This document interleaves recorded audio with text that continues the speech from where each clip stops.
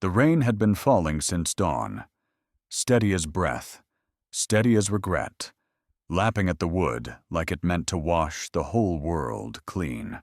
Outside the window, the downpour clung to the warped glass like fingers too tired to knock.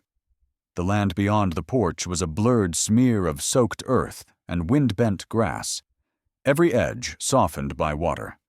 Spring in Bitterbrush Crossing came late and hard, not in blossoms or birdsong, but in mud that swallowed boots and storms that whispered like ghosts against the rafters. Martha Elridge moved quietly through her one-room cabin, bare feet skimming the splintered floorboards, her hands wrapped in the habit of motion. She stirred at the cold ashes in the stove, not to cook. There was nothing left to cook but to see if any warmth had survived the night. None had, just gray dust, like the memory of a fire long gone. She closed the stove door without sound. 3 days, she realized. She hadn't spoken aloud in 3 days. It wasn't sorrow exactly. It was something hollower than that. A kind of stillness that filled the lungs until it replaced breath. She had once been a woman with friends and laughter and ribbons in her hair. Now she was something the wind passed through. The rain drummed on the roof in soft fists, searching for cracks in the shingles. It found plenty. She'd laid out the usual pots and buckets in their familiar places under the sagging beam by the ladder, beside the window where the frame had come loose. The sound of water collecting in tin pans filled the cabin like a slow metronome, steady, hollow, rhythmic, like time dripping out of her life. The barn, once red, now gray with rot and weather, leaned visibly from the pressure of each gust. Its roof had started coming apart in winter, and no one had come to help. No brother, no cousins, no neighbor boys offering to fix a hinge in exchange for pie. That part of her life had passed when her husband's coffin settled 6 feet under the yellow earth 2 springs ago. He had left her no heirs, no will, no money, just unpaid loans, an axe with a splintered handle, and a dozen promises that hadn't survived their first storm. The wind shifted. Martha looked up. There was someone at the gate. At first, he was just a shape, a blur behind the wet pane lean, too tall for comfort, unmoving. Then she saw the horse skin stretched tight across ribs, its coat slick and black with rain. The rider sat hunched, soaked through, his hat sagging low over his face like a wilting flower. His coat, if he'd had one, was missing. He wore only a shirt, rough cotton clinging to his chest and shoulders. His trousers were streaked with mud. One boot was lashed together with rope. Still he sat proud, almost formal in his posture, like a man who had learned to survive without apology. He didn't approach, didn't lift a hand or tilt his chin, just stared at her roof. Martha narrowed her eyes, wiping the fog from the window with her sleeve. The way he looked at her sagging barn felt too familiar, too close to pity, like he was studying it or worse, judging it. That boy's got no right looking at my roof like it owes him something, she muttered to herself, voice dry with disuse. Still, something about his stillness unsettled her. She opened the door anyway. "You fix things?" she asked, voice cracked, like ice thawing in the eaves. The man looked at her with pale eyes, far too young for the kind of weight he carried behind them. He didn't speak, just nodded once. "I don't pay," she added. He dismounted slowly, wincing as he did, didn't ask for anything. The horse remained at the gate, not tied, just watching. He walked with a limp slight, but noticeable, the kind of limp that came from old wounds, not recent ones. She handed him a hammer, pointed to the crate of bent nails near the porch. "You fall off that roof. I'm not dragging you down." Again, he nodded. By mid-afternoon, the stranger was barefoot, up among the beams like a man who'd always lived there. The boards groaned beneath him, slick with rain, but he moved carefully, with a quiet purpose that made her stomach turn. He didn't speak, didn't ask questions, just hammered and pried, as though the barn were something sacred, something worth saving. She brought him coffee thin, bitter, hot enough to be called kindness, and left it by the ladder without a word. He didn't thank her. That felt right. At dusk, he climbed down, soaked and shivering. She handed him a dry flour sack. He wrapped it around his shoulders like a prayer shawl. Again, no words, just the sound of water dripping from his hair. Later, she found the saddle. It had been slung over the rail by the barn door, branded with a name not spoken, but burned in. J. Viray, in worn iron script. That night, she ate the last of the boiled beans alone. The fire had gone out again. She didn't try to restart it. He slept in the hayloft, curled like a cat, his back turned to the ladder. She watched the rain beat on the window, listened to the thunder roll in slow, lazy rumbles across the valley, a shawl pulled tight over her shoulders, and through the old wood and cracks in the wall, she could hear him breathing. Even breaths, steady, not afraid of the dark. She pressed her palm to the glass, where the rain slid down like a curtain. "Don't fix me too good, Jonas Viray," she whispered to herself. "I wouldn't know what to do with a mended heart." The wind moved against the cabin again, softer this time, like it agreed. She stood there until the candle died, watching the shape of the barn loom in the dark, broken. Yes, but no longer alone. She hears him shift in the hay above, like someone trying not to dream too loud. The morning came with no apology, just a sky the color of tin and a wind that smelled like thawed bones. Martha stood at the doorway with her arms crossed, watching the stranger from behind the weathered frame of the cabin. The air had that thick wetness to it, the kind that crept into bones and stayed there. Jonas Viray was already at the roof before she'd taken her first sip of bitter coffee. His bare feet gripped the wet beams like a barn cat's, and his hammer struck with a rhythm more steady than elegant. She'd noticed it now, the limp, barely a hitch in his gait, but always there, like the ghost of some old injury he refused to name. He didn't wince, didn't lean too heavy on one leg, but the way he moved had the silence of someone used to pain. She turned back into the cabin, wrapped her shawl around her shoulders tighter, and poured what was left of the grounds into the kettle. The coffee came up muddy and dark, full of bitterness and grit like everything else that had survived this long in Bitterbrush Crossing, by the time she carried the cup outside. He was halfway through replacing one of the roof's largest slats, working with that quiet intensity that unnerved her more than shouting ever could. She set the cup at the base of the ladder. Didn't say a word. He didn't look down, but she knew he'd seen it. The barn groaned in the wind.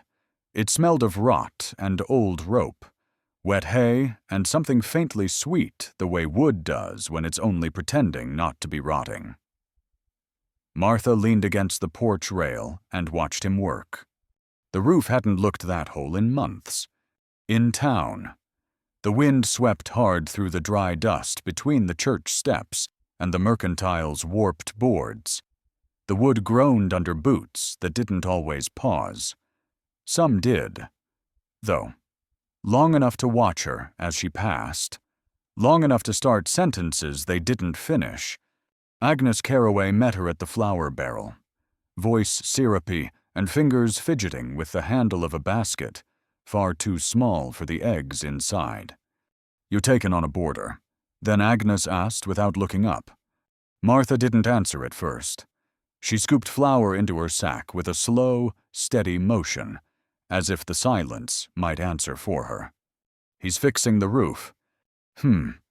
Agnes clicked her tongue. Patchwork never holds, especially in spring.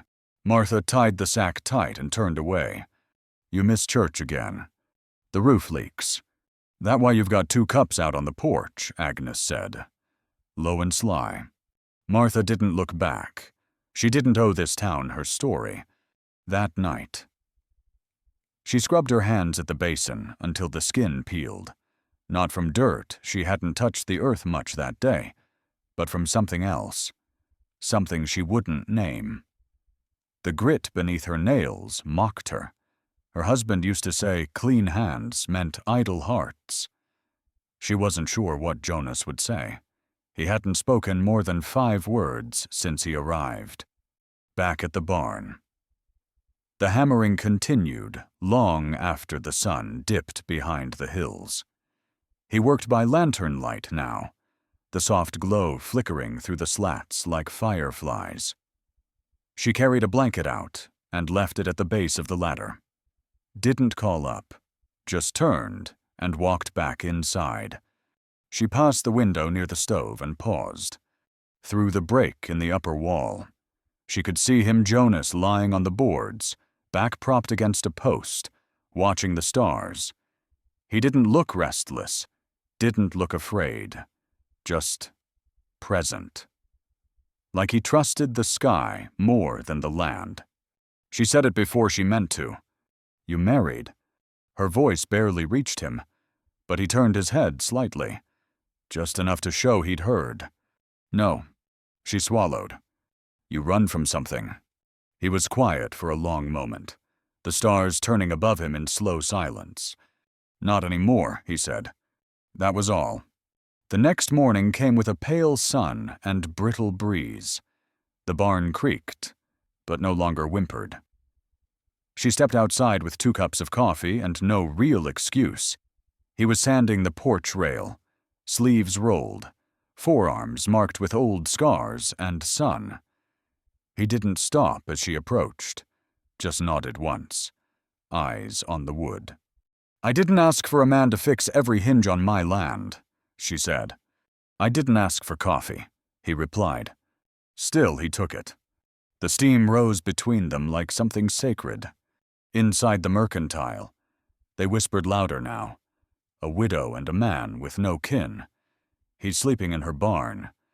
You know what they say about those quiet ones.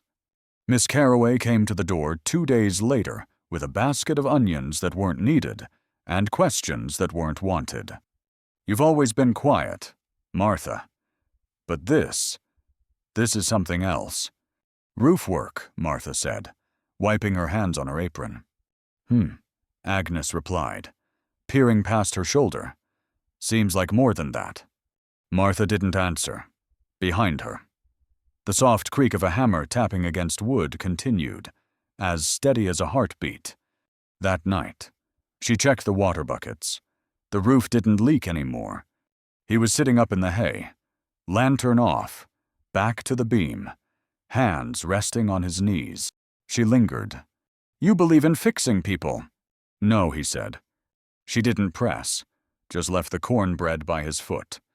When she passed the porch the next morning, there was a small bundle waiting for her tied in twine. No note. Inside, wildflowers, crooked and stubborn, the kind that survived frost. She didn't mention it, but she kept them. The days stretched out like stitched cloth, patchy, but held together. They worked in rhythm. She patched shirts. He rebuilt shutters. Neither thanked the other. That, too, felt right. When she reached too high for a rail, he took it from her hands, setting it down like it had always belonged. He said nothing, and she didn't say thank you. That night, she boiled cabbage and potatoes, poured 2 bowls, watched him hesitate at the threshold before stepping in. I didn't poison it, she said. He sat slowly, like a man unused to chairs. They ate without talk. Halfway through, he looked up. You always this quiet?" She met his gaze. "I talk when there's someone worth the words." "You always this quiet?" he asks. She meets his gaze across the dim cabin. "I talk when there's someone worth the words. Some mornings don't begin, they emerge slowly, like a bruise beneath skin, blooming purple and gold before turning to light." The wind dragged through Bitterbrush Crossing with a sharpness that didn't match the mild sky. It rattled the loose tin on the mercantile roof, made the dry church bell ring once, where it hadn't in weeks. There were no sermons today, just the lazy clang of distant iron and the long quiet of people with eyes full of things they didn't say. Martha Elridge stood at the edge of her porch, mug cooling in her hands, her eyes following the fence line that ran jagged across her land like an old scar.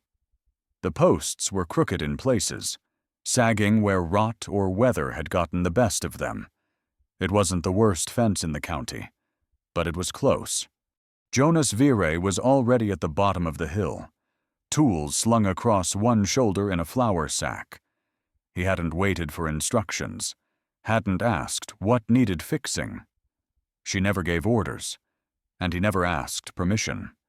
They worked the way water and earth did separate, but dependent. She followed him in silence, boots crunching on the frosted grass. The sun had barely cleared the ridge, and the light stretched across the field like a promise too small to keep. He didn't speak when she joined him at the post, just handed her a rail and gestured with his chin. It was heavier than she expected. Her hands trembled slightly under its weight, before she could adjust. He reached out and took it, not with force, but with a steadiness that surprised her. He set it in place, hammer already in hand. She stepped back, brushing her palms on her skirt. It wasn't pity in his eyes. That would have sent her walking. No. It was something quieter. Respect. Maybe. Or simply understanding. They worked that way for the better part of the morning, finding a rhythm that didn't need words. His hammer moved in clean arcs, and she passed him nails without thinking.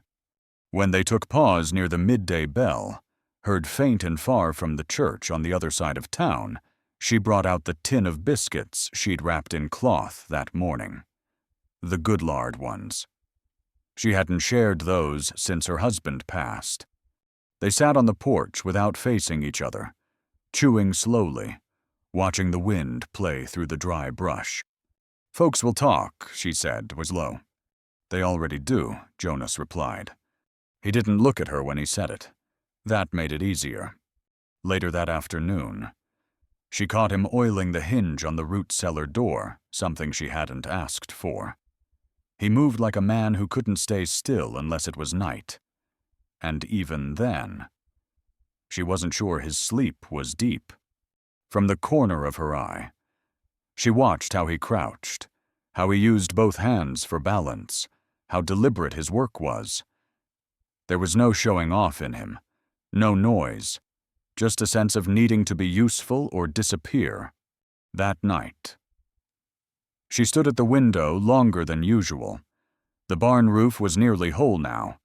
The mismatched boards looked like a patchwork shirt, but the leaks had stopped. The sound of silence, real silence, felt heavier than any hammer strike. The sky was clear enough for stars. She spotted him out near the well, arms draped over his knees, head tilted back as if listening to something he hadn't heard in a long while. There was something about the way he looked up. It reminded her of the way she used to stand beneath the chapel rafters as a girl, humming when no one was there to stop her. The sound of boots on gravel came suddenly, sharp and out of place. A knock at the door. She opened it to find Agnes Carroway again. This time with a basket of eggs she clearly didn't mean to leave. "Thought I'd stop by," she said. "Jane told me you've missed 2 Sundays." Martha stood aside without welcome. Agnes didn't wait for invitation. Inside. Her eyes scanned the table 2 mugs. a chipped plate with biscuit crumbs. Her mouth pinched. "You've been busy," she said. "Roof work." Agnes stepped further in, brushing her glove against the mantel. "Town's talking. Says you've taken in a vagrant. I hired help. No husband, no family. Now strange men." Martha's hands curled around the back of a chair. "I haven't forgotten anything. Agnes. Just reminding you women like us get judged harsher. Folk don't forgive easy." From the barn came the steady, unmistakable sound of hammer on wood. Jonas hadn't stopped. Agnes stiffened. "You letting him stay out there alone? He prefers the loft." Still, Martha stepped forward, blocking her path. "Let them talk," she said. She closed the door before the older woman could catch her breath. That night. She didn't bring supper to the table. She brought it to the barn. Beans with onions and a half slice of cornbread. He was sitting on the hay bales, lantern lit beside him. His face flickered in and out of shadow. "Town's watching," she said. "I know. You plan on staying anyway." He looked down, rubbed his thumb along a scratch in the tin plate. "I never stayed nowhere before. You could now." He didn't speak. She turned to go. "Ma'am," he said behind her. She stopped. "I ain't good at skin, but if it's all the same, I'd rather be told to go than guess I'm not wanted." She looked at him then. Really looked. He wasn't the boy she'd seen riding in that first rain. He was a man now hollow in places, yes, but solid in others, still learning how to belong, but not hiding. "I'll tell you when," she said. 3 days later. They were in the north field, clearing the wreck of a broken wagon. It had collapsed last summer, long before she met Jonas, but she hadn't had the strength to drag it apart on her own. He lifted planks while she sorted bolts and broken spokes into an old crate. They didn't speak, but the silence felt different now, less like distance, more like habit. The sun was high when she tripped. A buried hook, rusted in iron, caught her boot and sent her down hard. Her knees struck dirt and stone. She bit back a curse, bit harder against the sting. Jonas was there before she even drew a breath.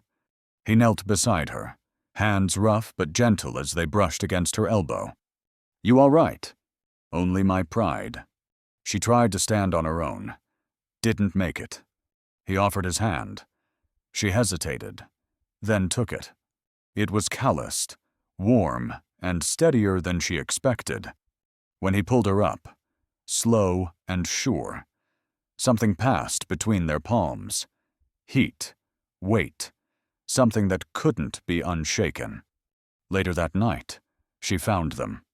Wildflowers, laid in a row on the porch, bound by a thin strip of shirt cloth, frayed at the edge.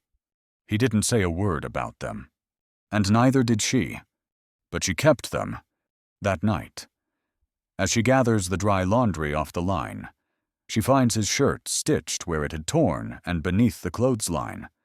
A tin button, not his, probably hers, still warm from his pocket.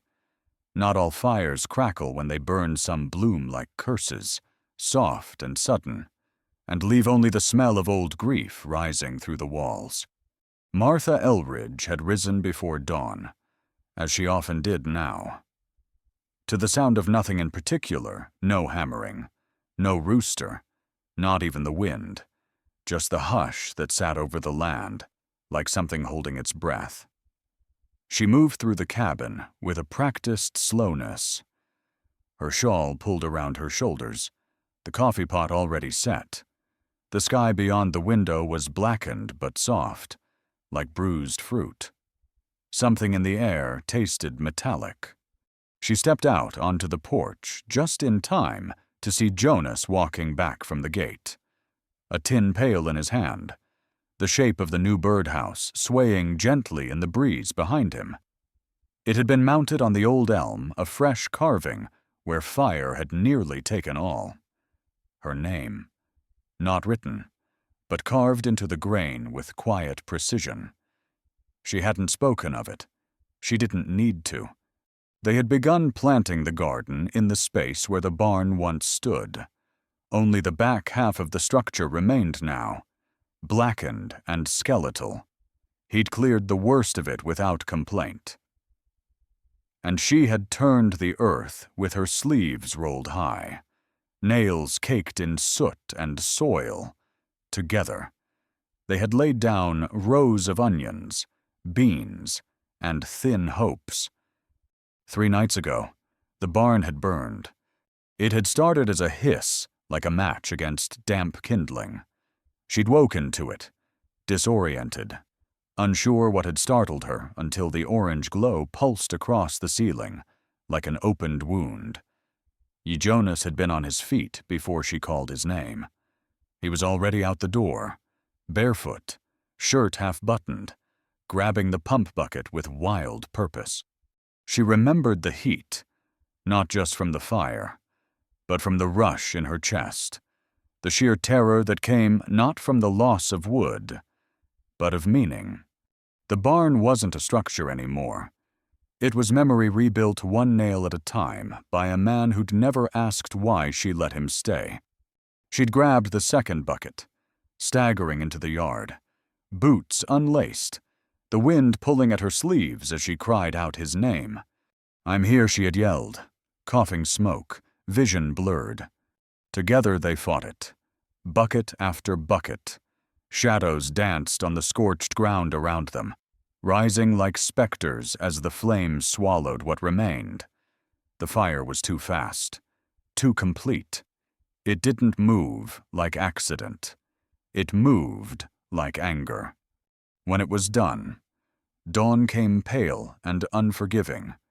The horses were gone, broken loose. The air reeked of oil. Jonas had dropped to his knees in the dirt. The birdhouse on the elm, a simple, quiet thing, was ash now, gone without a whisper. Martha had said nothing, just stood beside him, one hand holding the ruined bucket, the other pressed to her ribs as if to keep her lungs from giving out. Now, 3 days later. Bitterbrush Crossing remained silent. No one had come. No one had offered help or words or even a glance. Sheriff Dane Tolliver arrived with the kind of expression that said he'd rather be anywhere else. He surveyed the blackened beams with the measured squint of a man taking mental notes. He wasn't sure he'd be allowed to write down. "Got enemies?" he asked Jonas, though his eyes were on Martha. "Plenty," Jonas replied. "None with names." The sheriff spat into the dirt, scratched the side of his jaw. "Town's blind when it wants to be," he said. "Some say you're dangerous." "He ain't," Martha replied before Jonas could. Tolliver studied her then, slow and sure. "You want justice." She didn't blink. "I want peace." He nodded once, slowly. "Peace costs," he said. "You willing to pay?" She didn't look at Jonas, just said, "I've paid enough." He tipped his hat and rode off. Dust trailing behind his horse like the end of a long story no one wanted to read. They didn't rebuild the barn. Instead, they cleared it, shoveled and sorted what was left. Martha planted where ash had settled thickest, mixing it with compost and old coffee grounds. Jonas built a fence around it, crooked in parts, but strong. In the evenings, they didn't speak of the fire. They spoke less, in fact. One night, while she kneaded bread at the kitchen table, she found him packing, a satchel, his shirt folded, his knife wrapped in cloth, his canteen already buckled. She stood by the doorway, her hands still dusted in flour. "You're leaving." He paused. "I thought it'd be easier." "For whom?" He turned then. Something cracked open in his eyes. "For you. They didn't stop when my husband hit me," she said, voice calm. "Or when the bank tried to take this land. Or when folks cut me from the sewing circle for refusing to wear black a second year." They didn't stop when I was alone. He didn't answer. But they burned it when you came. I can't keep costing you. And I can't keep losing what I've barely begun to have. The satchel fell still in his hand. She took a step closer. If you leave, I won't stop you. But know this, I never needed rescuing. Her voice wavered, but held. I needed choosing. He looked at her then with something unreadable, something bare. Then he dropped the satchel like it burned him. He stepped toward her, and when he kissed her, it was the kind of kiss that didn't ask permission. It simply knew it belonged. Like he'd been holding something in his hands for too long, and finally laid it down. Outside, the moon hung low and silver. Inside, the air held the scent of flour, soot, and something new. Jonas drops the satchel, steps forward, and kisses her not with hunger, but with reverence, like sealing a prayer. Some vows are made in silence, beneath trees and snow, where no choir sings but the wind.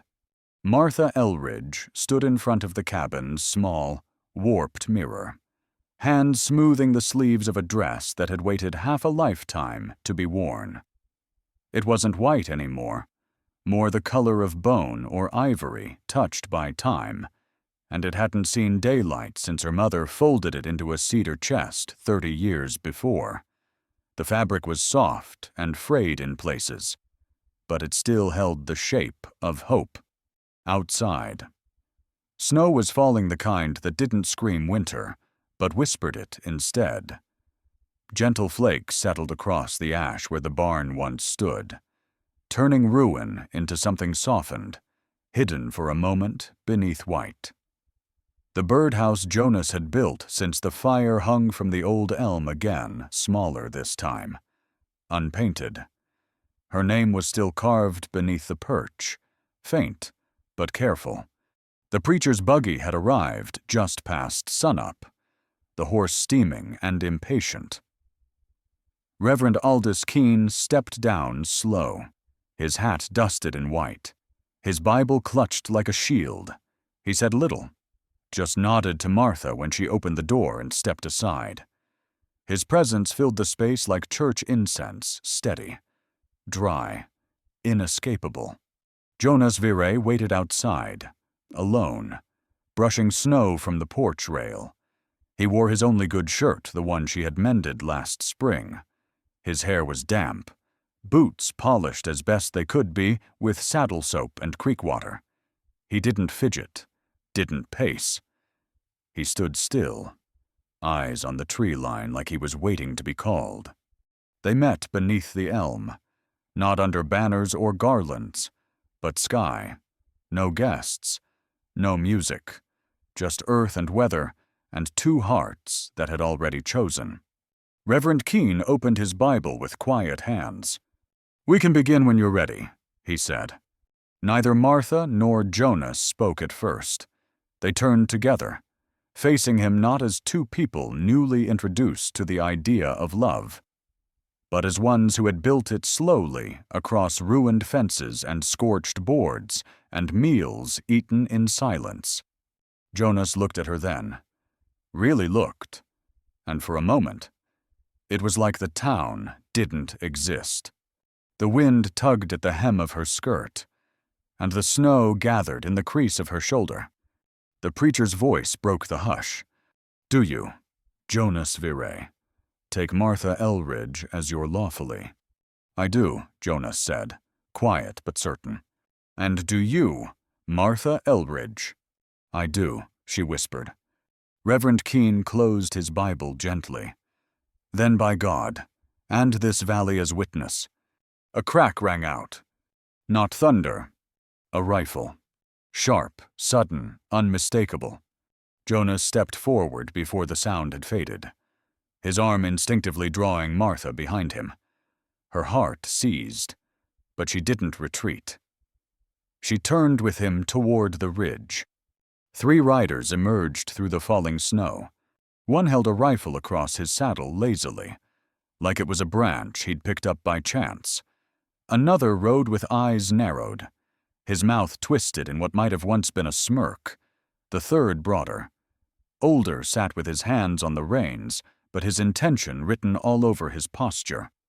"You going to let that stand?" Reverend the First called out. His voice was thick with scorn. Reverend Keene stepped forward, his voice clear. "They've signed the license. There's no law against love." The second man spat into the snow. "You think a paper keeps her decent?" Jonas stepped forward, slow but certain. "You think a rifle scares me more than burying another piece of my life?" His voice was calm, too calm. Martha touched his shoulder. "Let them speak. I've buried enough." She stepped past him before he could argue. Her dress caught the wind and flared like a flag. The snow caught in her hair. She moved toward the tree line with calm steps, each one a defiance. "I've buried one husband," she called, voice louder now, sharpened by wind. "I've fought for this land with hands that bled. I've swallowed shame and silence from folks like you until my mouth went dry." None of the riders moved. "This man stood beside me while you threw fire in the dark. He didn't ask for praise or pity. He didn't ask for anything." The older rider shifted in his saddle. The second scoffed, muttered something under his breath. The first man's hand twitched at the rifle, and then he lowered it. "She was always stubborn," the third said with a bitter laugh, turning his horse. The others followed. One by one, they disappeared into the trees. Martha didn't move until the last hoofbeat faded. She turned back to Jonas, her breath curling into the cold. Reverend Keene raised his Bible again. "Let the Lord bless this union," he said, "and let no man tear it down." Martha looked into Jonas's eyes. "I want to remember this moment," she said. He nodded. "So do I." Their kiss wasn't rushed or showy. It wasn't made for others to see. It was steady, sacred. Two hands finding the same rhythm. Two souls binding in the presence of snow and ash and wind. Snow dusted their shoulders. The fire behind the windows flickered. The preacher left without needing farewells. Inside. Martha set a second cup on the table as she always did, but this time. Jonas took it with both hands and sat across from her. Later, by the hearth. He pulled her shawl across her back, his fingers brushing along her spine like he was memorizing every breath. They didn't speak of what had just passed. They didn't need to. Outside, the snow kept falling, one by one. The riders turned their horses and disappeared into the trees, leaving the snow behind them untouched. The land didn't cheer or mourn. It simply waited.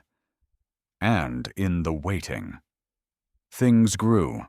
Snow still clung to the corners of Bitterbrush Crossing, like it hadn't yet made up its mind whether to stay or go.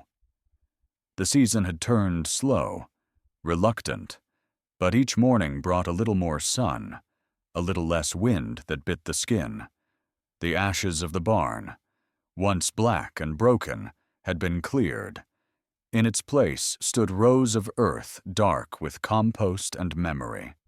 Martha Elridge walked the path behind the cabin, with her boots damp and her palms calloused. She moved along the fence Jonas had built by hand, checking the young bean sprouts. It was their third week above the soil, and she could tell now which ones might live and which ones wouldn't. Some curled already, reaching crooked toward the sun. Others hadn't yet found the strength. Jonas was at the porch, sanding a fresh coat of paint into the front rail. The color had taken to the wood unevenly bright in some patches, dull in others, but it held a kind of quiet charm. The porch had never looked better, though the job wasn't perfect. Neither was he. She watched him from behind the window a moment longer than she meant to, then turned back to the stove. A loaf of bread sat cooling beside a pan of cooked-down apples. He'd brought them in 2 days ago, wind-fallen fruit from the wild grove down near Hollows Creek. Most were bruised, some half-rotten, but she'd cut the good from the bad, as she always had, and turned them into something sweet. The bread rose with a crust that cracked like an old smile. The pie beside it glistened. She didn't bake for occasions anymore. She baked because there was someone to eat it. He came in quiet, wiping his hands with an old kerchief. He didn't ask what the pie was for. He didn't have to. She saw it in the way he hovered by the table, unsure if this moment required permission. "No holiday," she said, slicing it clean. He took the slice without a plate, juice dripping down his knuckles as he bit in. When he looked up, surprised at the taste, she handed him a rag without a word. "You've got peach on your pride," she said. He grinned real, wide, not held back, and it settled something in her chest like dust finally finding a place to land. That night, the sky turned pink with a quiet kind of grace. No storms lingered, no wind rattled the shutters. Jonas built a fire in the hearth while Martha steeped tea. They moved around each other like dancers who'd been practicing for years. No steps mislaid, no words needed. "I used to sing in church," she said, out of nowhere. Her voice had that distant tone it got when she was remembering too fast. He paused at the hearth, one hand on the poker. "Before I married," she added. He didn't like it, said it drew too much attention, said women ought to be heard only in prayer. Jonas didn't say anything, but his grip on the poker tightened. "So I stopped," she said, "and I forgot how much that silence cost me."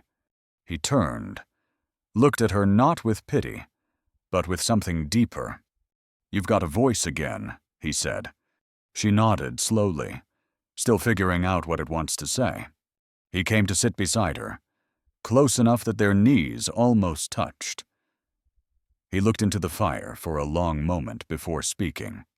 "When I was 17, I tried to sign on with the railroad crews, lied about my age. Didn't matter. They didn't care. Spent 3 years pounding track into land that spit the rail back out." "Why'd you leave?" He swallowed, then shrugged. "Too many graves," he said. Got tired of running past them.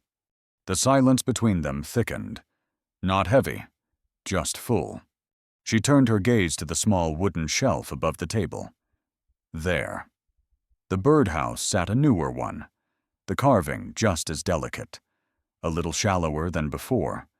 Next to it rested a tin with flour, a spool of thread, and one small tin of salt she hadn't used.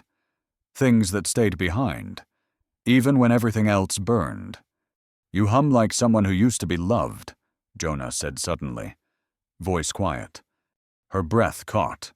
"And you fix things," she said, "like someone who never was."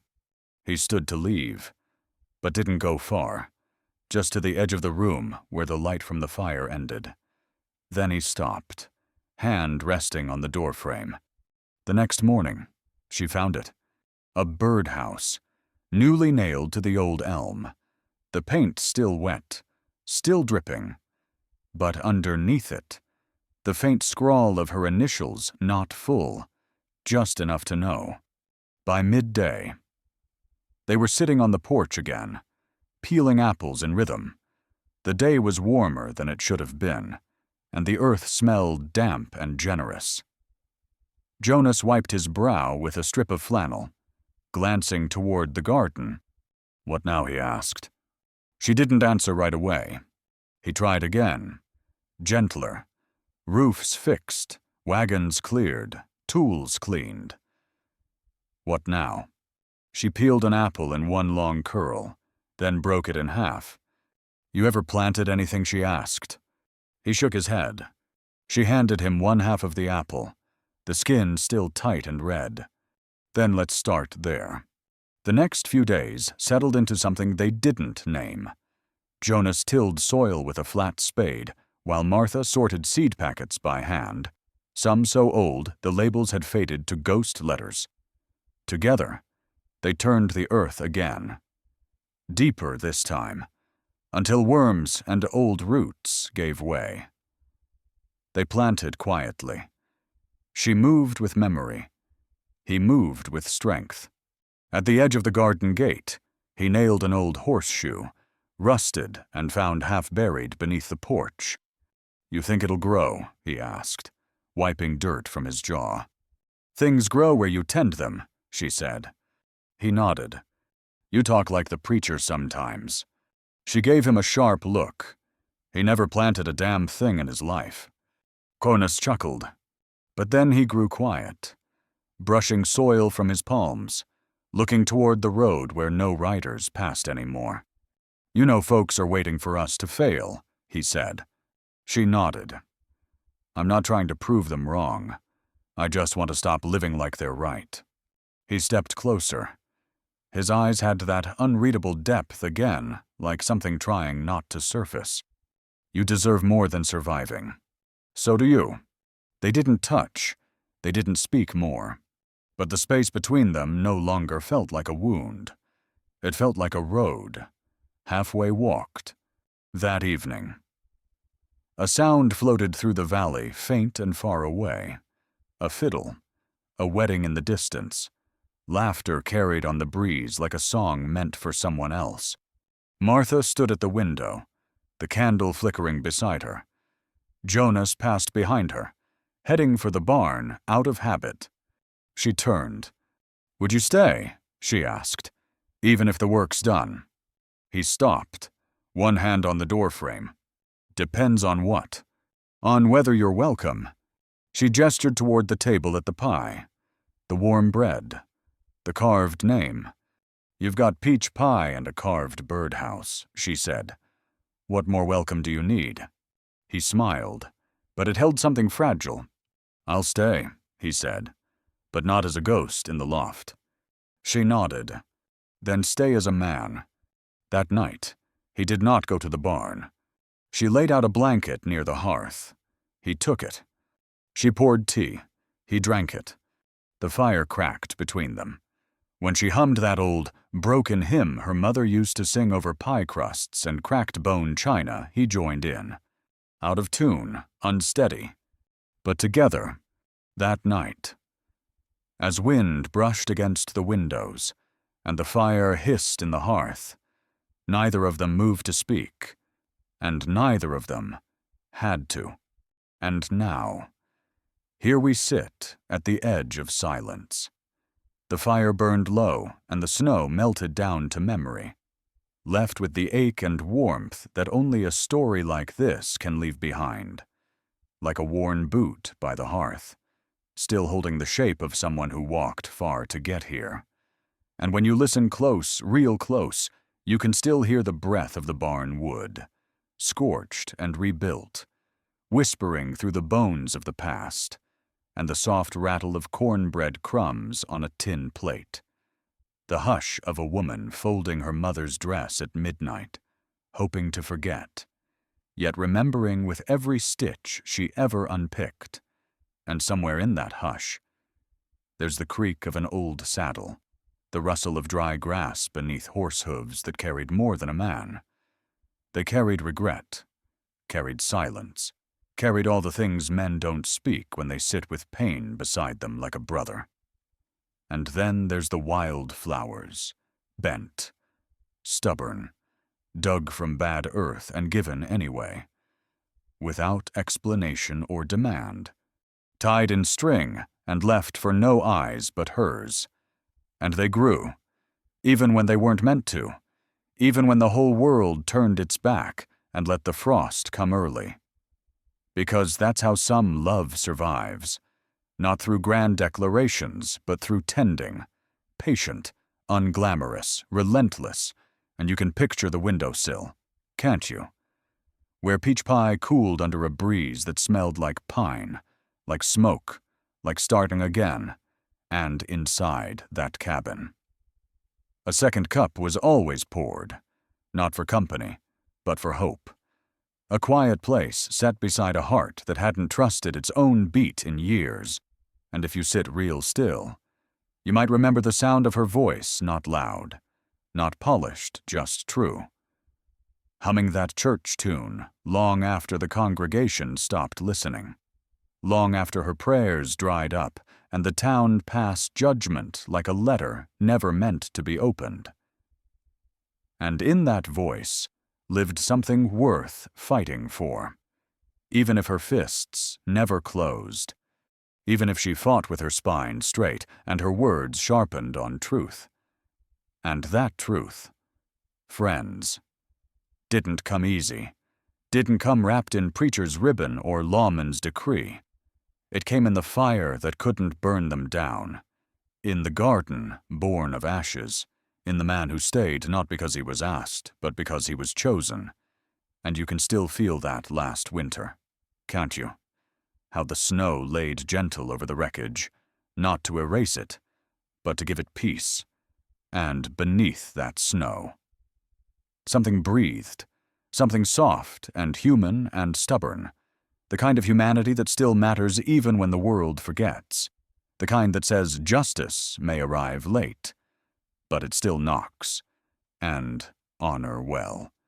Honor doesn't vanish just because a town buries it in rumor. It waits in the silence between two coffee mugs, waits in the hush of midnight hands threading a torn shirt, waits in the footsteps of a woman who refused to be erased by grief. And you might think she was just a widow, just one more forgotten woman along the trail of time. But maybe, just maybe, she saved a kind of kindness we didn't know we still needed. Maybe her voice, when it finally rose, reminded us that forgiveness isn't weakness, and love doesn't need witnesses to be real. And if you remember nothing else from this tale, remember that the truth doesn't require a crowd. It just needs one person willing to carry it, steady and quiet, like a lantern in a wind that won't quit. And maybe you're that person. Maybe you've carried something too long. Maybe there's a silence you're ready to end. And if this story touched you, if it stirred something like an old letter pulled from a coat pocket, soft at the edges, but still legible, then let it mark you. Let it sit with you. Let it remind you that the small things matter, that tenderness is its own kind of resistance. And if you believe that, if you still believe there's value in voices like Martha's and men like Jonas, if you still believe that some roots hold even in scorched ground, then leave a sign, leave a mark. Let your number be one among those who still carry these truths. Leave the number 1 key in the comments below. And if you want to hear more stories that ride between dusk and dawn, between silence and justice, then subscribe to Western Story Chronicles, where every flame has a memory and every silence has a song. And until the next time we ride, may the wind be soft through your windows, may your coffee be strong, and may the wildflowers find a place to grow, even where no one expects them.